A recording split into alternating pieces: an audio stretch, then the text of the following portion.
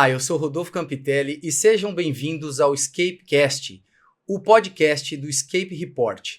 Os Escape Reports são mapeamentos realizados através de metodologia proprietária da Pipeline Capital e nós desenvolvemos isso em parceria com grandes players referentes do mercado. Se você não conhece o trabalho, por favor, visite agora escape.report. Você deve estar se perguntando como empresas conseguem crescer de maneira acelerada enquanto as outras ficam estagnadas. E para isso, hoje eu tenho o prazer de estar aqui com dois empreendedores incríveis, Wildes, CEO da Wabs, e Anderson, CTO da Wabs. A empresa construiu uma história muito relevante e nesses últimos 10 anos multiplicou por mais de 20 vezes. Hoje a gente vai conhecer um pouquinho da história deles, conhecer um pouquinho dessa trajetória empreendedora, uma trajetória extremamente positiva, bacana e que inspira outros empreendedores a fazerem diferente nos seus respectivos segmentos. Sejam bem-vindos. Obrigado, Rodolfo. Obrigado, André. Para mim é um prazer enorme estar aqui com vocês hoje, bater um papo, falar sobre empreendedorismo, falar sobre o nosso segmento que a gente respira aí há uma década quase e para a gente é um prazer enorme falar sobre isso. Olá, pessoal. Obrigado, Rodolfo, André, pela oportunidade aí da gente estar trazendo um pouco da nossa história, uma história longa aí que acho que pode inspirar outras empresas também, outros empreendedores que podem estar acompanhando com a gente quer contar um pouco sobre a nossa trajetória aí no empreendedorismo também. Maravilha. Nós estamos aqui estou acompanhado com André Zeituni, que é do time da Pipeline Capital, e vamos dar andamento então aqui para falar um pouco com esses empreendedores. Wildes, eu queria começar com você, porque toda empresa ele é um movimento social, né? Ele é uma faísca de um desejo, de um sonho do empreendedor, e no final das contas, depois dessa reflexão é que nasce um CNPJ, mas o ciclo de vida do empreendedor ele sempre vem antes do ciclo de vida empresarial. Queria que você pudesse compartilhar com a gente como que foi esse início da Wabs, né? Qual foi a visão que você teve, qual foi a dor que você identificou junto com o Anderson, que você falou, opa, aqui tem uma oportunidade de negócio. E também aproveito aqui para, caso nessa história tenha alguma história interessante que vocês possam compartilhar com a gente lá do começo, acho que é sempre bem-vindo para poder inspirar aí a nossa audiência. É isso aí, sempre tem, né? Histórias engraçadas. Eu e o Anderson, a gente é amigo há quase 20 anos, né, Anderson? Mais disso, 22 anos, mais de 2 décadas. Nós trabalhávamos juntos numa empresa, uma multinacional, de software também, para o segmento de farmácia de manipulação. Éramos amigos, trabalhava junto, ia para balada, falava sobre empreendedorismo, vamos montar alguma coisa junto. E, cara, entre conversas, surgiram milhões de coisas e, entre todas, nenhuma pra gente achava que era possível. E aí, numa análise que estava surgindo no mercado, bastante aplicativo. E eu falei, Anderson, o que você acha da gente partir para esse mercado? Ele falou, cara, eu acho que é um mercado que é promissor. Isso foi em torno de 2014, mais ou menos. E como a gente já fazia aplicativo para farmácia de manipulação, a gente falou, cara, tem 2 mercados hoje que são inovadores para esse segmento, que seria agendamento de serviço e para o segmento de food service. E a gente começou a analisar esse mercado. E em uma dessas análises a gente falou, cara, acho que o mercado mais promissor talvez seja o de food service, porque querendo ou não tem um ticket maior, faturamento maior. E analisando o mercado a gente falou, vamos seguir por essa estratégia. E como eu morava num apartamento, eu gostava de pedir pizza, né? É o ramo que eu fui, que eu gosto bastante de comida, e eu fui trabalhar justamente nesse ramo. E toda vez eu pedia pizza nessa pizzaria, descia do meu apartamento, ia buscar e encontrava a mulher se descabelando lá, né? Porque funcionário faltava, não conseguia pegar todos os pedidos. E como eu gosto de vender, né? Isso daí eu acho que tá na minha veia. Eu cheguei e falei, ei, Líria, como é que você tá? Falou, tô aqui descabelando, funcionária faltou, telefone tocando, não tô conseguindo atender direito. Falei, difícil, né? Eu falei, é difícil. Eu falei, e se tivesse uma tecnologia que o cliente já fizesse pedido lá no celular dele, chegasse pronto, você só imprimisse aqui e mandasse para produção e entregava. Ela falou, se tiver, me fala que eu assino agora. Falei, então espera um pouquinho, vamos falar com uma pessoa e volto para apresentar para você. Aí fui lá, conversei com o Anderson, falei, eu acho que, Anderson, acho que esse mercado é mais promissor mesmo do que agendamento de serviço. Vou montar nosso PPT. Era PPT, 10 anos atrás, cara, era o que a gente tinha. Montei a apresentação junto com o Anderson montou nossa primeira versão da plataforma. E eu falei, vou marcar para eu te apresentar. Fui lá para apresentar com ela e, cara, já levei o contrato para ela assinar, na primeira já. Eu falei, vou vender. Mostrei pela apresentação, ela falou, tá fechado. Era uma assinatura também, a gente já começou com esse modelo de assinatura. Ela falou, quanto tempo você demora para entregar a primeira versão? Eu falei, uns 3, 4 meses. Pro Anderson, falei, cara, já tá assinado, agora tem que fazer. E aí o Anderson foi desenvolvendo, né? A gente trabalhava na parte da manhã nessa empresa aí de tecnologia também. Aí saía dela, à noite o Anderson virava desenvolvendo. E eu virava à noite procurando outros clientes, né, para oferecer a plataforma. E a estratégia era o quê? Como eu gostava de restaurantes, gostava de comer, cada dia eu escolhia um lugar para visitar o estabelecimento para começar a vender. Era o famoso porta a porta. Foi assim que a gente começou a crescer. E aí chegava no estabelecimento e falava, hoje eu vou comer pizza, hambúrguer, pastel, enfim, hoje eu vou comer pastel. Chegava na pastelaria, sentava para comer, falava, cara, deixa eu identificar o dono. Aí eu começava a conversar com ele e falava, cara, tem uma coisa que eu acho que eu posso te ajudar a impulsionar suas vendas aí no delivery, crescer cada vez mais. Cara, volta aí amanhã. Voltava, demonstrava e vendia. Então, a gente começou nesse formato. E aí, o Anderson desenvolvendo, até que a gente implantou na primeira cliente. E para ajudar essa primeira cliente a vender, eu acho que quando você começa a empreender, o espírito de empreendedorismo, cara, você acaba fazendo de tudo. Implantamos a plataforma lá e ela precisava vender. E ela tinha feito panfleto e não sabia como entregar. Eu morava num condomínio que tinha 17 blocos. Falei, pode deixar que eu entrego apartamento em apartamento. Fui em apartamento, colocando debaixo da porta, porque eu queria fazer que chegasse pedido lá pra ela. Cara, deu, acho que no dia seguinte, começou a cair pedido lá. Falei, cara, o negócio funciona. Então foi mais ou menos nessa fase que a gente começou a empreender e viu que o negócio dava certo, cara. E foi muito bacana, porque no início, como era algo novo, a taxa de conversão era muito fácil. Eu demonstrava para 3, 2 queriam, demonstrava para 3, 2 queriam. Então foi bem bacana essa fase aí. Que bom. A força empreendedora, ela realmente movimenta né, esse início. Todo o ciclo de vida empresarial, ele é como se fosse um organismo. Então, do mesmo jeito que um bebê precisa do amor de mãe e precisa do leite, né, para sobreviver, então o empreendedor ele também é responsável por fazer isso pelas suas empresas, né? Então, o amor de empreendedor ele é equivalente ao amor de mãe pelas empresas. E dentro desse começo inusitado e muito mão na massa, tem algum desafio muito grande que vocês enfrentaram na perspectiva de consolidar o negócio? Você acabou de falar que vocês dois estavam empregados dentro de uma multinacional. Imagino que fazer a quebra, né, de sair de um emprego com segurança, com tranquilidade, em que momento que vocês olharam e falaram assim, não, a gente resolve uma dor, vamos apostar 100% nesse negócio, e quais são os riscos que vocês tomaram para poder fazer o sonho acontecer? Legal, falando um pouquinho também é gostoso contar a história do começo, né? A gente começa a passar um filme na cabeça da gente.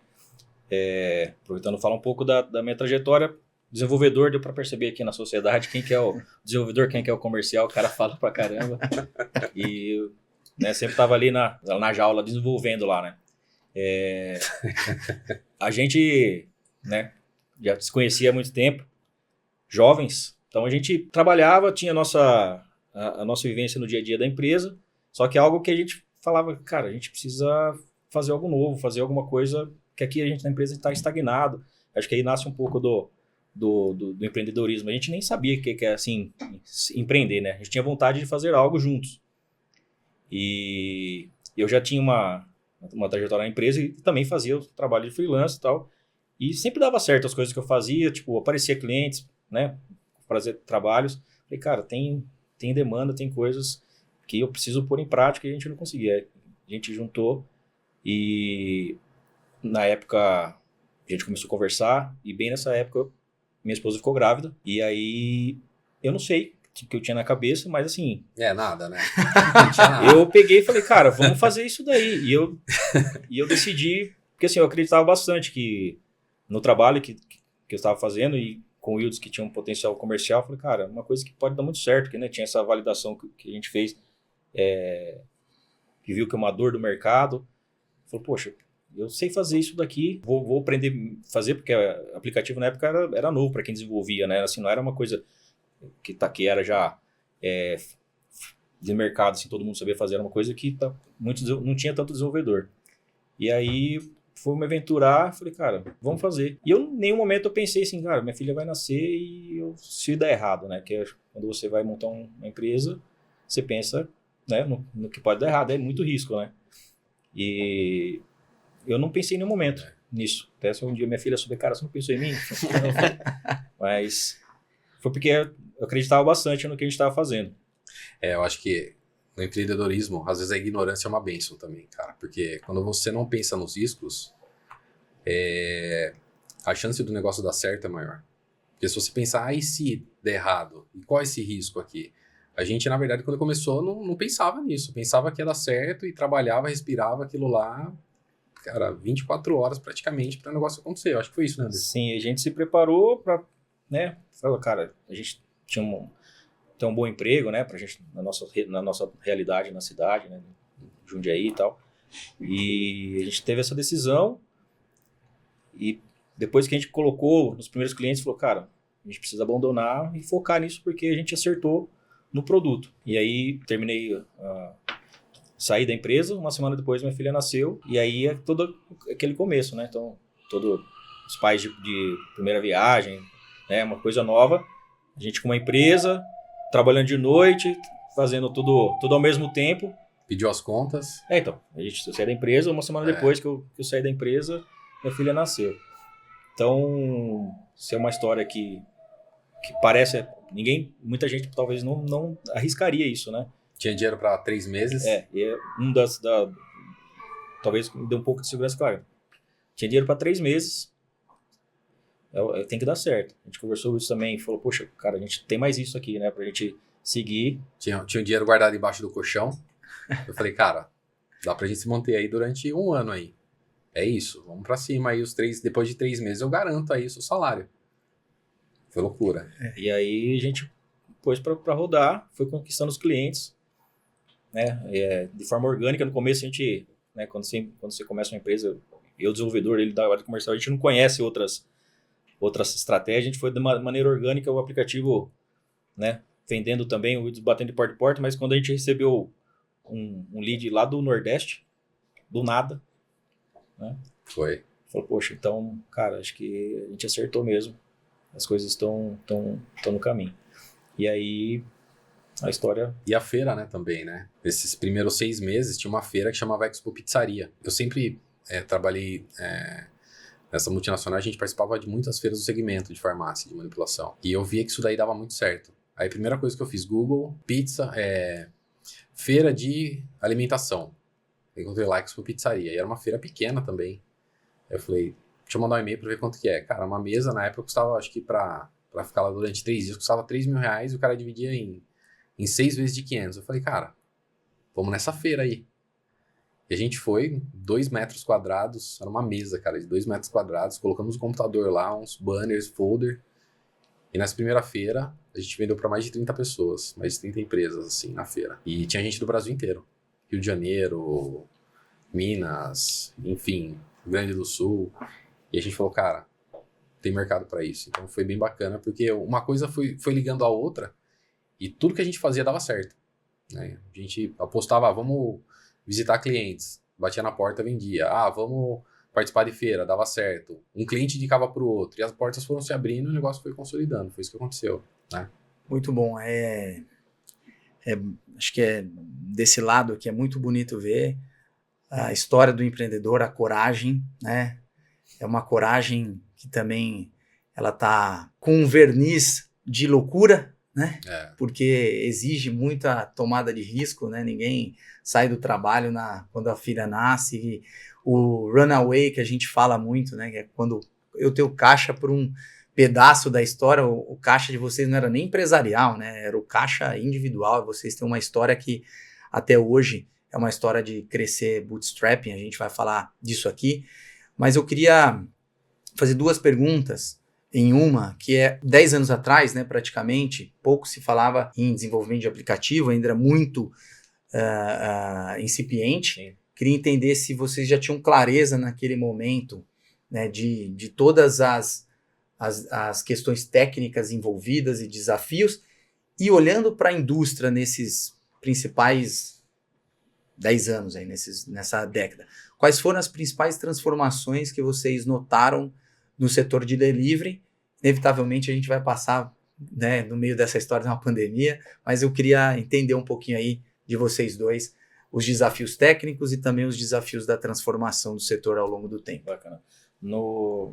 Na época, bom, já tinha uma bagagem, né? Já tinha aí 10 anos, mais de 10 anos aí na área de tecnologia, desenvolvendo softwares para atender muitas empresas, né, em escala. Então eu tinha essa base, mas se a gente parar para pensar, foi meio que quando a internet começou a ir para a nuvem, né?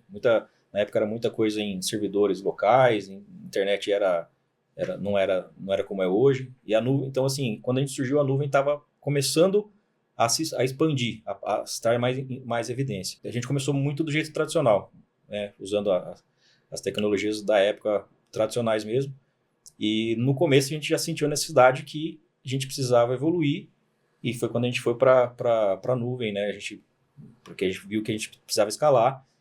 E só que, como era algo que era fomentado na época, foi tranquilo também essa transição. Na época a gente já começou a utilizar as tecnologias de nuvem, as tecnologias para escala. Então isso nos ajudou a manter sempre a nossa plataforma em evolução junto com a tecnologia. De lá para cá, né, como você falou, a tecnologia evolui muito rápido. Então a gente foi passando a exigência do usuário, a questão de usabilidade. Puxa, naquela época o aplicativo era uma novidade, né? As pessoas eram acostumadas a ligar no telefone, né? Como que a gente faz para a pessoa usar o aplicativo? E a gente tentou criar uma interface que fosse simples para o usuário, né? Então a gente foi entendendo como, né, a primeira versão nunca é a versão perfeita, foi entendendo como que os clientes, tendo os feedbacks do cliente, e foi evoluindo. E com o passar do tempo, novos recursos, né? Sempre de olho nas necessidades do segmento aí. Aproveita e conta exatamente, né, o que a Wabs faz, para quem faz, qual essa importância aí pro mercado de delivery. Aplicativo para delivery, né? A gente começou com um aplicativo para delivery mesmo, e sempre foi focado em conectar os estabelecimentos com seus clientes e deixar um espaço curto de decisão para que ele pudesse comprar mais aquele estabelecimento. Então, quando você faz um aplicativo de delivery que tenha um layout bacana, seja rápido e fácil para o cliente fazer, e que tenha ferramentas que você encurta esse espaço de tempo de decisão e ajuda o cara a tomar uma decisão mais rápida na compra, você consegue converter muito mais vendas. Então a gente sempre focou nisso. Então a nossa plataforma sempre foi pensada no estabelecimento para vender mais, reduzir custos operacionais e fidelizar seu cliente. Então foi praticamente isso que a gente leva em conta, né? E falando até mais do que você está perguntando aí, quando a gente começou, foi um mercado novo, né? Aplicativos, lá para 2014, a gente começou a evangelizar o mercado. Para mim era muito claro que esse mercado ia dominar, porque todo mundo tinha um celular em mãos, estava crescendo a venda de celular, o celular começou a ter vários aplicativos, e a gente conseguia imputar um aplicativo de um estabelecimento personalizado e fazer o cara comprar mais lá. Então isso daí para mim era muito claro, até porque a gente tinha uma funcionalidade que foi uma quebra de paradigma, que era envio de mensagens em push. Em 2014, aquilo lá, quando você mandava para o cliente uma promoção e abria no app dele, no estabelecimento, falando de uma determinada promoção, uma data comemorativa, aquilo já convertia em vendas. E os clientes falavam, cara, isso daqui é muito legal. Toda vez que eu mando, meu cliente vem e compra no meu estabelecimento. Então, para mim, era muito claro que ia se tornar um mercado gigante, se tornou, né? Então, é isso. E falando um pouco mais de mercado, Wilds, a gente sabe dessas transformações tecnológicas, né, que vocês acompanharam aí nesses últimos 10 anos. E como o Rods comentou também aqui sobre a pandemia e a mudança drástica das tecnologias. Como que você vê, talvez, os próximos anos desse mercado na sua visão? Eu acho que existem dois momentos. O antes da pandemia, que era um mercado que ele vinha evoluindo na tecnologia, pedia novos recursos, a gente adaptando. E quando chegou o momento de pós-pandemia, que foi quando o mercado de delivery se tornou muito mais forte, começou a ter muito mais concorrentes no segmento e com muitas tecnologias avançadas. E aí, cara, o que era para mudar talvez em 10 anos, em recursos, agilidade, praticidade para o cliente, a gente teve que fazer isso em 1 ano. E aí, pós-pandemia, esse mercado, na verdade, se tornou um dos mercados mais principais que eu vejo hoje na tecnologia. E eu vejo que isso está tendo um avanço muito grande, né, a cada dia, e eu acho que isso daqui vai evoluir cada vez mais. Eu acho que vai chegar, né, já está chegando, né, pedidos via voz, né, através de comunicação, e eu acho que a evolução sempre vai existir, e isso daí não dá para saber onde vai chegar. Mas com certeza não vai parar em aplicativo. E falando um pouco mais do mercado, a gente não pode, acho que não falar também do iFood, que é um dos grandes players do mercado, né? Com certeza. Na sua visão também, como que vocês enxergam seus concorrentes e as possíveis entradas de novos entrantes também no mercado de delivery? Legal. O iFood é o pai dos marketplaces, do delivery, né? Ele é o mestre do negócio aí. E eu não vejo ele como um concorrente, eu vejo ele como um agregador, né, para os estabelecimentos, e tanto que a gente indica, né, a ter os marketplaces. O que eu falo para todos os nossos clientes é que a gente tem que aprender a surfar a onda do momento. E a onda do momento é ter o marketplace e ter a sua plataforma própria. Por quê? Porque se você souber trabalhar estrategicamente os dois, você traz mais clientes, traz mais vendas. O iFood, cara, querendo ou não, tá estampado na camiseta do time, tá fazendo propaganda com a Anitta, e você tem que estar dentro dele também, né?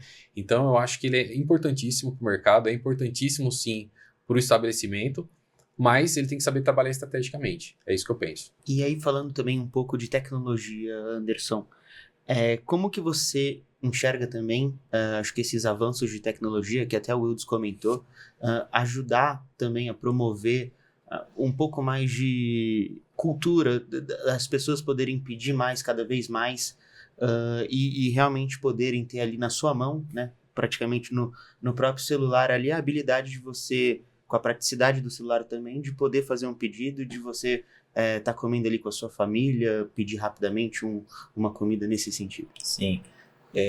Tecnologia nunca para, né? Então, assim, e o ser humano também, ele sempre quer buscar otimizar cada vez mais as suas tarefas do dia a dia. Então, se a gente olhar 12, 10, 13 anos atrás, não era o fim do mundo você ligar num lugar para pedir uma pizza. Mas isso se tornou obsoleto, cara. A pessoa não quer mais ligar. Aí, onde surgiram os aplicativos. E aí os aplicativos precisaram ser mais ágeis, melhores, com uma interface mais fácil. E aí veio da parte conversacional, a pessoa quer ser atendida rápida. Então, assim, o ser humano quer a comodidade e quer a rapidez. E a gente, como aplicativo, a gente tem que trazer isso para a nossa plataforma também. E agora, né, meio jargão a IA, né? Então, a gente está vivendo essa onda de IA. É algo que você ter uma ajuda para fazer um pedido, ter uma assistência para fazer um pedido, são coisas que a gente precisa olhar. E os dados otimizados, né? Ciência de dados. Então, a tecnologia está indo para esse caminho, né? Eu consegui trazer para quem pede ou para o próprio estabelecimento eficiência, comodidade, ser fácil, eu poder pedir de qualquer forma, enfim. Como eu falei, o ser humano nunca para, ele quer sempre tá conseguindo encurtar o trabalho dele ali. Gente, eu fico muito curioso, porque no final das contas vocês lançaram uma aplicação que resolve a dor do cliente final, né? Porque o cliente final precisa mais de conveniência, de comodidade, ele precisa pedir e receber do estabelecimento de uma forma que ele consiga ter mais autonomia e menos dependência dos marketplaces, ou seja, né, choveu o marketplace, aí não tem lá o motoboy disponível, consequentemente ele vai tirar a loja lá, vai despriorizar a loja lá na vitrine, mas com o aplicativo próprio, pelo contrário, né, você pode fazer uma promoção da chuva, né, e aí gerar uma venda e aproveitar aquela mão de obra que muitas vezes pode estar ociosa. Ao mesmo tempo, criou uma forma de logística, né, de ajuda para esses empreendedores, para eles terem muito mais a gestão do negócio deles na mão. E mais recentemente, né, vocês me contaram que a empresa ultrapassou 1 milhão de pedidos por mês, com um GMV de R$1 bilhão. Então, assim, é um número muito expressivo, para um negócio que é focado, né, em pizzaria, hamburgueria e efetivamente estabelecimentos comerciais, né? Como que vocês enxergam essas transformações no mercado e a participação da UABS no que diz respeito ao impacto que vocês geram, inclusive na economia brasileira e regional, né? Como que vocês hoje estão geolocalizados, né? Os clientes eles estão mais concentrados, os clientes estão pulverizados. Conta um pouco aí para a gente, para a nossa audiência, como que essa geração de valor ela acontece. Quer falar? Posso falar. Cara, é muito legal quando a gente bateu o número, né? A gente falou, poxa, cara, a gente está impactando bastante a economia aí. Imagina, 1 milhão de pedidos aí, 1 bilhão de reais movimentados no ano aí. Falei, cara, aquilo, voltando ao início aí, né? Quando a gente começa a empreender, a gente começa a falar, puxa, vou abrir uma empresa cara, eu tô aqui na empresa, eu preciso fazer um negócio para mim, quero ganhar meu dinheiro, impactar a minha vida. Mas a partir do momento que você põe o pé no campo e joga, você vê o quanto que você está impactando a sociedade. Tanto na sua empresa, que a gente tem os funcionários, mas oferecer uma solução para os estabelecimentos e fazer eles faturarem mais, né? Eles prosperarem, os clientes que pedem, ter uma facilidade, isso gerar economia, poxa, é legal, né? Acho que é uma... Aquele sonho valeu a pena, né? É uma coisa que você fala, poxa, valeu a pena a gente arriscar. E assim, a gente sempre está procurando melhorar isso, porque há espaço para melhorar, há espaço para a gente aumentar esses números. E com tecnologia a gente tem que oferecer isso para os nossos clientes. E o legal de tudo isso também que eu vejo é que a nossa plataforma, ela atende desde o pequeno ao médio ao grande. Então é uma plataforma democrática. A gente atende desde deliveries que estão em bairros, vilas, até franquias que têm um certo poder maior aí de autonomia no seu delivery, né? Então, quando você vê um cliente, por exemplo, você implanta a plataforma, nossa, e vê em uma loja bater R$1 milhão vendido por mês, em um delivery que chega a vender numa noite mais de 1.200 pedidos, eu estou falando isso de pedidos de pizza, né? Então, tem pedido que tem 2 pizzas, tem pedido que tem uma pizza, mas tem pedido que tem 3. E aí você vê esse cara numa noite batendo quase 4.000 pizzas vendidas, você fala, cara, realmente a gente está impactando e ajudando um ecossistema gigantesco, né? Porque delivery, quando a gente fala em delivery, não é só o estabelecimento que está envolvido, né? Está envolvido os funcionários, como o Anderson disse, isso daí é importante, né, para uma saúde financeira de qualquer delivery, e está impactando o cliente final, que às vezes está pedindo um delivery lá e a gente não sabe o motivo. Pode ser por uma comemoração, mas pode ser por um dia triste também, né? Perder um familiar, acontecer alguma coisa ruim. Então, é muito mais além do que um aplicativo, né? Você está impactando várias vidas. Eu acho que isso é um ponto principal e faz a gente respirar cada vez mais e cada dia mais para ajudar esses empreendedores a crescerem, né? A prosperarem e manter o seu negócio lucrativo. É isso que a gente que move a gente, né, e move a nossa equipe. Eu acho que a gente tem muita paixão por isso. E é muito legal quando a gente vê algo que a gente começou há uma década atrás se transformar no que se transformou. Mas para chegar em tudo isso, cara, tem muita transpiração, né? É muito bonito a gente ver uma foto do antes e do depois. Mas essa trilha percorrida, cara, tem muita transpiração, teve muito momento de lágrima. Não é fácil, né, empreender. Mas eu acho que o grande prazer de empreender tá em não desistir. E manter sempre firme, porque no final, cara, o resultado vem. Se você faz um trabalho legal, se você está pensando em ajudar, é o que eu falo, às vezes, né, para os clientes nossos, que o dinheiro sempre vai correr para onde quem está fazendo a coisa correta. E a gente sempre busca em fazer a coisa correta. A gente não vende aquilo que não vai ajudar o cliente. Se a nossa plataforma, a gente perceber que o cara não tem o perfil, a gente não vende por vender. Porque eu acho que quando a gente pensa em impactar a sociedade, o dinheiro flui. Acho que isso é uma coisa que a gente fala muito, eu e o Anderson, sobre isso. Legal. Dá uma boa visão de que empreender é difícil, mas empreender quando a gente tem a vocação correta e o caminho, né, a visão correta, faz a gente se sentir muito melhor.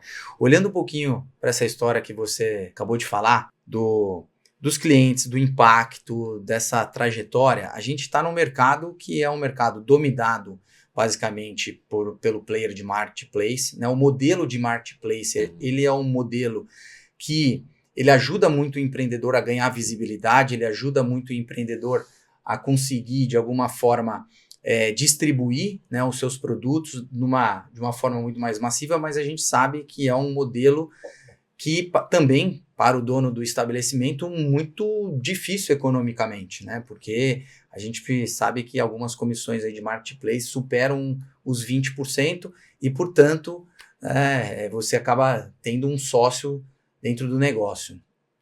Ao mesmo tempo, é um mercado de delivery que vem se multifacetando, porque você tem cardápio web, você tem soluções de balcão, soluções de totem, então ele vai se fragmentando, né, dentro das possibilidades e tem modelos que acabam vencendo um pouco mais, tem modelos que acabam ficando, né, estagnado dentro desse crescimento e tudo mais. Queria entender da visão de vocês, como que vocês enxergam essa trajetória de impacto para o consumidor, né, para o seu cliente, dentro desse momento, e onde vocês entendem que, do ponto de vista tecnológico, de produto, de diferencial, de concentração, de consolidação, esse mercado ele vai fluir. Vamos ter a eterna briga marketplace contra quem cobra assinatura? Não vamos ter mais integrações, porque vocês, por exemplo, né, já estão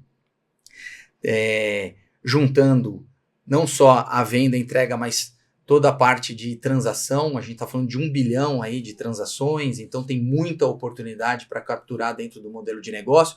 Para onde o modelo de negócio de delivery vai? A gente parte do número de pedidos aí que a gente está fazendo, né? 1 milhão de pedidos.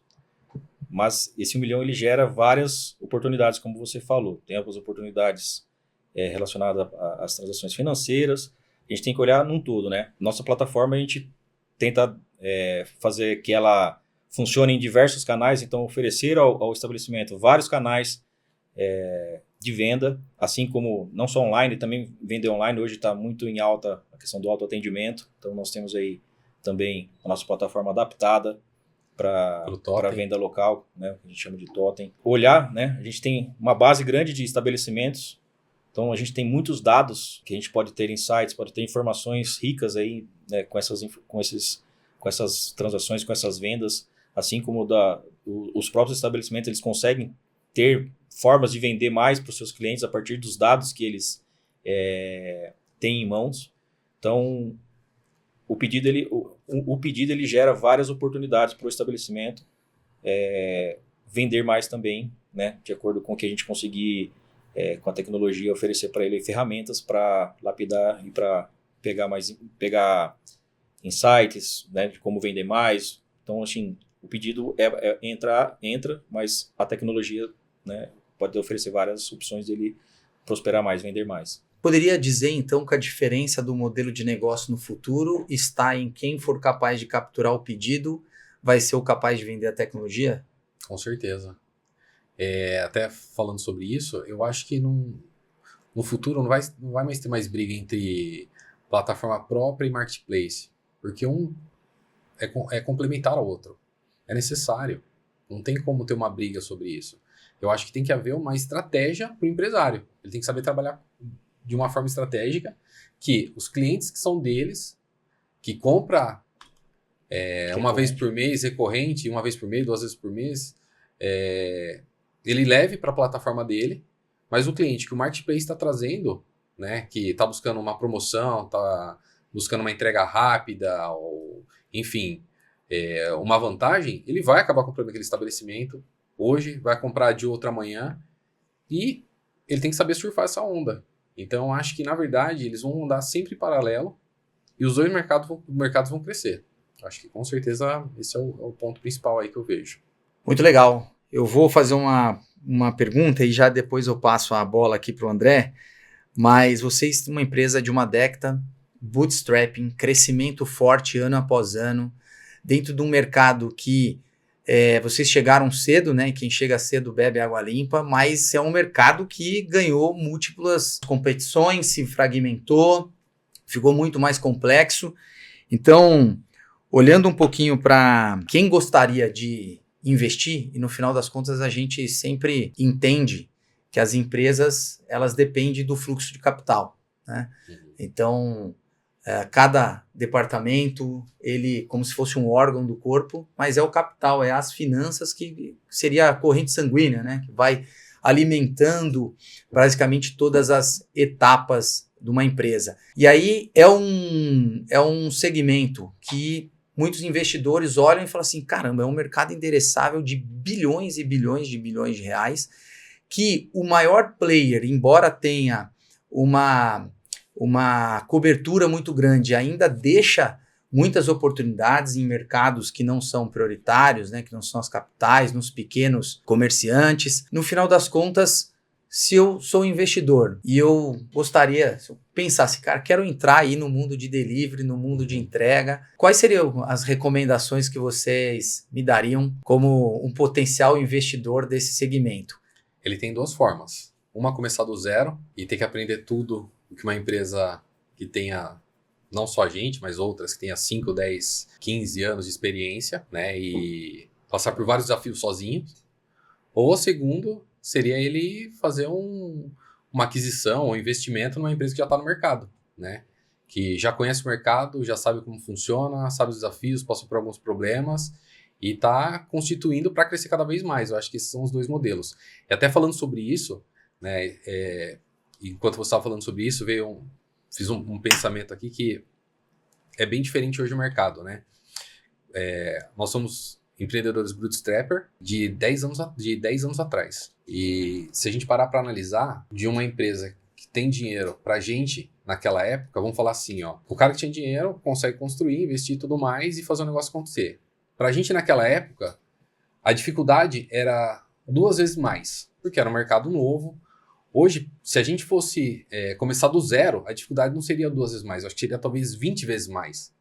Por quê? Porque tem muitos concorrentes, vários profissionais e muita gente com dinheiro para investir nisso daí. Então, hoje um bootstrapper, não sei se conseguiria sobreviver de uma maneira que a gente sobreviveu hoje em dia, eu penso muito nisso. Aí quando você tem uma empresa que consegue investir, consegue te pulverizar e fazer o negócio crescer, eu acho que você consegue rampar muito mais rápido. Eu acho que esse é o ponto principal. E falando até sobre isso, eu faço uma analogia, né, que eu acho que é o comum de todo empreendedorismo. Tem a pirâmide de Maslow, né, que quando a gente olha para um ser humano, tem várias faixas, né, desde necessidades, segurança, até chegar à parte final da pirâmide, né. Eu acho que tem a pirâmide do empreendedorismo também, né, que todo empreendedor ele pretende chegar no legado maior. E o legado maior é fazer parte de uma empresa grande. Então, acho que esse é um caminho, né, que todo empreendedorismo, eu acho que faz a gente pensar sobre isso, e a gente não está fora desse mercado e está dentro do jogo pensando nisso também, né? A gente sempre quer construir um legado maior também. Afinal de contas, as empresas só têm 3 caminhos, né? Ou elas fecham, ou elas fazem uma sucessão, e aí os filhos de vocês estão super pequenos até chegar uma sucessão, acho que não vai chegar. Ou elas encontram, né, dentro do mercado de capitais alguma saída, algum investimento para que elas possam ter um caminho e participar de uma tese mais estratégica e maior nesse sentido. E até aproveitando, Wilds, sobre esse assunto, né, falando de crescimento e investimento, como que você vê a expansão da Wabis para os próximos anos? E até acho que também pegando um pouco dos seus comentários, assim, M&A poderia fazer parte disso? Cara, todo empreendedor tem que estar aberto a tudo. A gente também está aberto, com certeza, não tenha dúvida sobre isso, né? Se for para construir um legado maior, fazer o Wabis pulverizar mais rápido, potencializar a empresa, ajudar mais empreendedores, fazer esse mercado crescer cada vez mais, por que não? Acho que com certeza. Qual que era a sua outra pergunta? Que eu esqueci, por gentileza. Como que você vê a empresa nos próximos anos, a expansão da Wabis? Cara, o mercado delivery é gigante. A gente vê que hoje tem, se eu não me engano, quase, na última estatística que eu vi, tem mais de 1.200.000 deliveries no Brasil. Então, é um mercado que tem como explorar muito no Brasil. A gente pretende pulverizar a nossa plataforma cada vez mais, ajudar esses empreendedores a crescer, criar novas tecnologias e ferramentas através da nossa plataforma que auxiliem eles, né, a ter uma robustez no seu delivery. E, cara, e talvez para fora do Brasil também, por que não? Né? A gente já está testando em alguns países fora, principalmente mercado Latam, para ver como que funciona lá, né? Por incrível que pareça, é um mercado como se tivesse há 10 anos atrás. É um mercado que não, dependendo do país que você está, eles estão começando ainda a entender o que é aplicativo. Isso é bacana também. Mas cara, pensar, olhar para frente, crescer e ajudar esse mercado a prosperar. Eu acho que é isso. Na parte de tecnologia, a gente sempre está evoluindo a plataforma, evoluindo a arquitetura para estar preparado para a escala, né? Então, assim, o Wilson falou, o mercado está cheio de oportunidades, né? E os desafios da Wabs aí é conseguir, de forma escalável, trazer esses clientes para a gente, né? Então, hoje tem muita ferramenta, hoje tem muita tecnologia que ajuda a gente ampliar, né, chegar a mais estabelecimentos procurando a Wabs.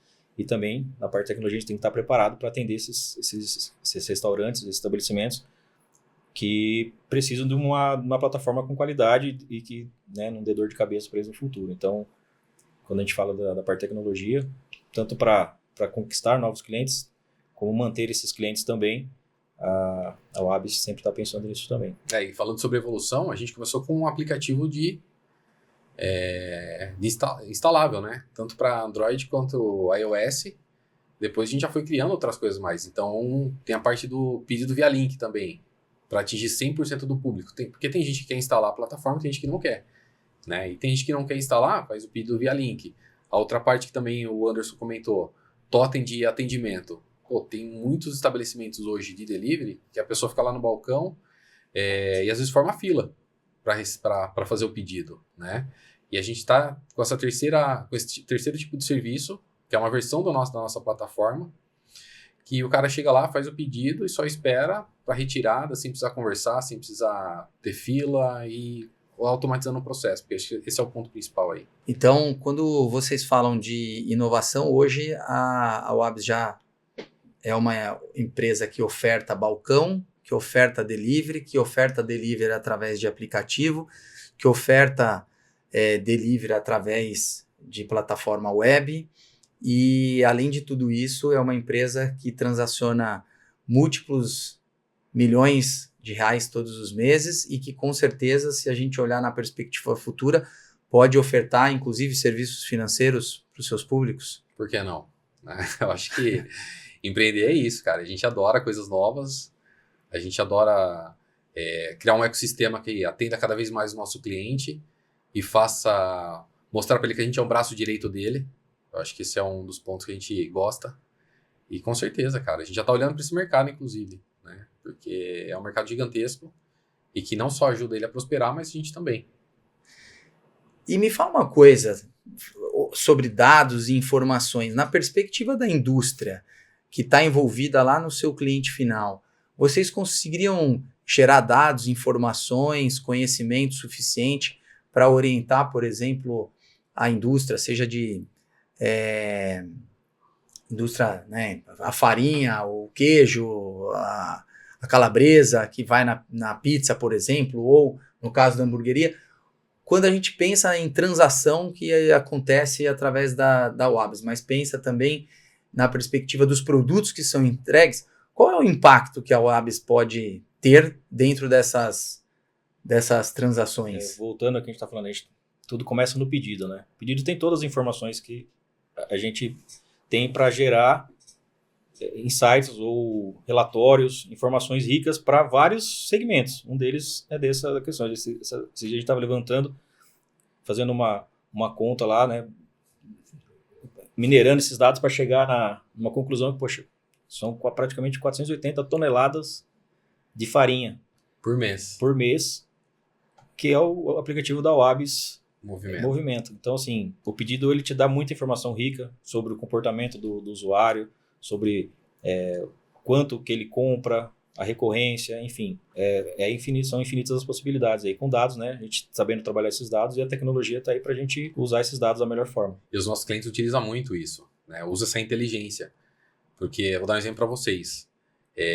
O delivery tem hora que, cara, tem cliente nosso que tem 70, 80 motoboys fazendo entrega. Em uma loja. E às vezes esses 80 motoboys estão fora, entregando. Parece absurdo, mas é verdade. Fica em São Bernardo do Campo e tem outros vários clientes com esse mesmo perfil. E aí, pode ser que a entrega que antes demoraria 30 minutos para entregar, para fazer essa entrega, pode ser que demore 1 hora. O que ele pode fazer? Ele pode diagnosticar isso na nossa plataforma e lançar uma promoção para que o cliente que venha buscar no estabelecimento, fazer uma retirada, ele pode ganhar uma pizza de sobremesa, uma bebida e direcionar esse canal que é um delivery para a pessoa vir retirar. Então, ele acaba transformando esses dados em muita inteligência para ele. Ou, por exemplo, uma região que está vendendo bastante e essa região está começando a ter tanto movimento que ele está trabalhando muito para aquela região. E aí, o que ele pode fazer? Abrir uma segunda loja estrategicamente. E já aconteceu isso em estabelecimentos e clientes nossos. Então, assim, dado é importantíssimo e a gente ajuda muito o nosso cliente a decidir sobre isso. Outra coisa que acontece muito também, eu acho isso fantástico, tem muitos deliveries hoje fazendo parceria com influenciadores.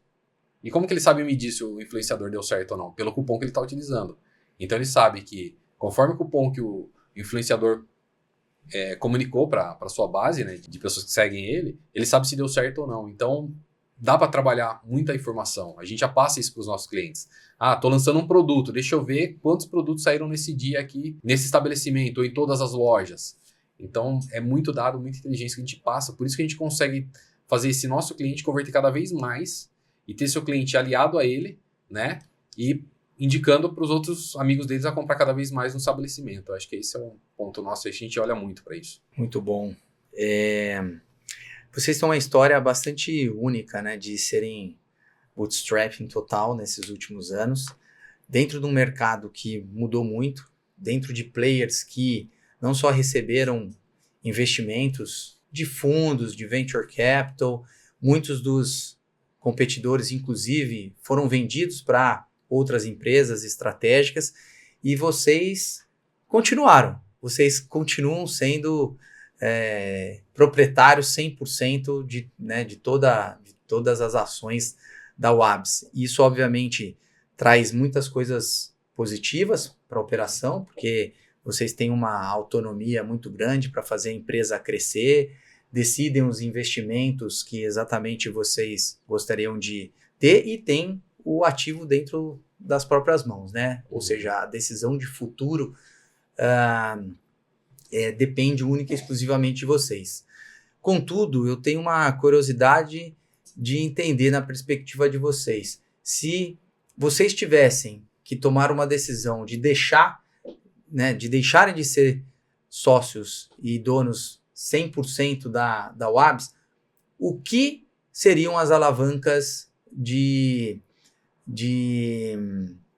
consideração para que vocês pudessem fazer um movimento, obviamente, de trazer algum parceiro, algum investidor estratégico, alguém para ajudar na jornada de crescimento e de expansão da UABS? O que seria pontos fundamentais para vocês como empreendedores que depois de 10 anos tocaram o negócio e trouxeram o negócio até aqui e que ainda assim tem muita oportunidade de alavancar esse negócio daqui para frente? Eu acho que, assim como eu e o Anderson, né, a gente pode falar que a gente é casado no âmbito profissional, 10 anos, né, e a gente tem, querendo ou não, tem uma relação, né, uma maneira de olhar para o mercado que tem muito o nosso DNA. Então, para acontecer algo nesse formato, eu acho que a gente com certeza está aberto, mas desde que a pessoa, né, tenha essa mesma visão que a nossa. Seja o quê? Fazer a empresa crescer cada vez mais, tem a mesma visão que a nossa, né? Ajudar esses empreendedores a prosperarem e não só vir, por exemplo, fazer um M&A e simplesmente deixar a empresa morrer. Então, se for nesse pensamento, teria que ter, cara, um match igual a gente, pensar igual a gente, querer um negócio crescer, transformar um legado maior, e não simplesmente o M&A por M&A. M&A por M&A pra gente, a gente continua tocando a empresa. Eu acho que esse é o ponto principal, o que eu penso, Rodolfo. Não sei o que você pensa. Não, é isso mesmo, a gente ama o que faz, ama o UABS, né? A gente aprendeu a seguir com a UABS com essa, né, sendo bootstrappers mesmo. E acho que está aberto a uma possibilidade disso, é você poder fazer a UABS ir além. Então, acho que isso, né, todo mundo vai pensar, poxa, uma aquisição sempre tem envolvido a parte financeira, poxa, mas o dinheiro por dinheiro, ele pode resolver algumas coisas, mas o legado, aquela coisa de, pô, chegar lá, conseguimos levar a empresa para um patamar, ela está atingindo muito mais pessoas do que a gente estava conseguindo, é essa pegada, a gente conseguir fazer a Wabs expandir, né, da forma que uma empresa maior poderia fazer, né, não ser simplesmente aquisição ou fazer parte de um produto a mais ali. Não é o adquirir por adquirir, é o adquirir para fazer a empresa crescer e ajudar a gente a crescer. Eu acho que esse é o ponto principal, não ter 2.200 clientes, mas que tal 200 mil clientes, que tal 500 mil clientes, que tal 1 milhão de clientes? É isso, entendeu? Chegar num ápice onde que a gente olhe, talvez para algum lugar que a gente fala, cara, o nome da Wabs está estampado em muito mais lugares do que a gente sozinho conseguiria. Então acho que esse é o ponto principal. Né? Isso aí. Excelente. Para quem não sabe, o Wabs, né, vem de Wilds e de Anderson. Então agora acho que fica claro aí para todo mundo. Uma empresa no segmento de delivery que está revolucionando aí a entrega nessa última década, crescendo ano após ano, gerando prosperidade não só para os colaboradores, para os sócios, para o mercado, para os empreendedores. Então eu fico bastante orgulhoso dessa conversa que a gente está conduzindo aqui, da abertura de vocês e da participação de vocês no Escapecast. A gente tem um desafio cada vez mais de aprofundar os conhecimentos dos ecossistemas, e o ecossistema de delivery, ele é um ecossistema extremamente dinâmico, mas extremamente positivo, né, pujante dentro da economia brasileira. Tenho bastante orgulho aí de vocês serem meus conterrâneos, né? Para quem não sabe, somos da Grande Jundiaí. A gente sempre brinca, viu? Pro paulistano aqui, viu, André? A gente sempre faz essa brincadeira, e que é uma cidade que vem se transformando também aí dentro da perspectiva econômica lá, das matrizes, né? Das matrizes econômicas. Então, fico bem feliz aí da gente estar junto. E para terminar o nosso papo, eu queria aquele bom conselho de empreendedor para empreendedor, né? Então, assim, para vocês terem uma ideia, hoje tem uma pesquisa recente aí do Itaú Cabeça de Dono que fala sobre quais são os sonhos dos brasileiros. O primeiro continua sendo adquirir a sua casa própria. Ele é o sonho ainda prioritário na cabeça da grande maioria dos brasileiros, mas o segundo, por incrível que pareça, e pelo primeiro ano, é empreender, é ter uma empresa onde grande parte e a maioria das pessoas não é mais o empreender simplesmente porque eu não tenho outra opção, né? Ele é o empreender porque eu gostaria de construir alguma coisa de valor aqui nessa vida finita que passa muito rápido. Então, qual seria a dica de empreendedor para empreendedor para que as pessoas possam... Baseado na minha história, se você acredita, segue em frente, porque você tem que acreditar no que você faz e ter certeza que aquilo pode impactar a sociedade. Então, seguir em frente, né?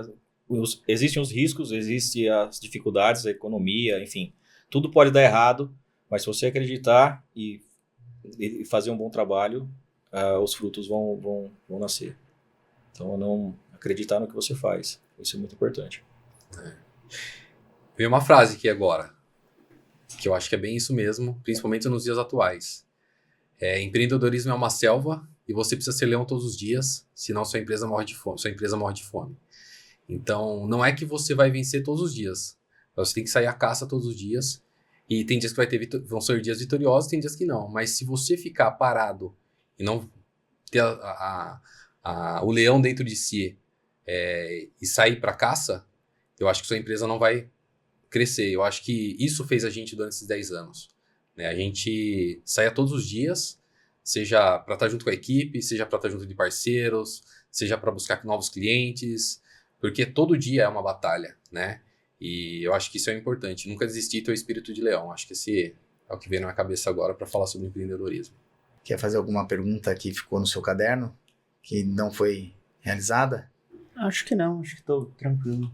Pessoal, muito obrigado por acompanharem a gente aqui no Escapecast, esse que tem o objetivo de ser uma grande plataforma de geração de conteúdo para você empreendedor, para você investidor, para você que quer conhecer os ecossistemas diferentes no Brasil. O Brasil é um país extremamente pujante e que a gente tem como grande objetivo ajudar, né, trazer conteúdo de qualidade, trazer empreendedores aqui com histórias incríveis como vocês, para fazer com que cada um aqui na seu respectivo chapéu e identidade possa tomar as melhores decisões para suas vidas, para os seus negócios, para os seus investimentos e, obviamente, para a sua vida. Wilds, Anderson, muito obrigado pela participação de vocês aí, foi um prazer enorme. Foi um prazer estar participando aqui, a gente gerar conteúdo para o mercado, né, aqui a gente bate um papo, a gente consegue contar a nossa história, você faz bem para a gente. Eu agradeço aí a oportunidade também. Faço das palavras do meu sócio as minhas também. Foi um prazer enorme, agradeço pelo convite. Passou super rápido. E eu acho que é isso mesmo, cara. A gente realmente gosta de falar sobre empreendedorismo, contar nossa história, e não só contar por contar, mas contar para incentivar mais pessoas a não desistirem, a empreender, porque quando a gente empreende, a gente está deixando um legado muito maior, né? A gente fala muito sobre isso, sobre legado, e ajudar muito mais pessoas a crescerem. Então, de coração, obrigado mesmo. Valeu pelo nosso bate-papo. Maravilha. André, obrigado por ser co-host comigo aqui. Para quem não conhece, o André, lá da Pipeline Capital, um talento gigante aí que assessora as empresas a modelarem os seus negócios, as suas finanças e encontrar o melhor valor possível para que elas realizem um grande sonho aí de um M&A. Então, muito obrigado, André, pela sua presença aqui também. Obrigado, pessoal.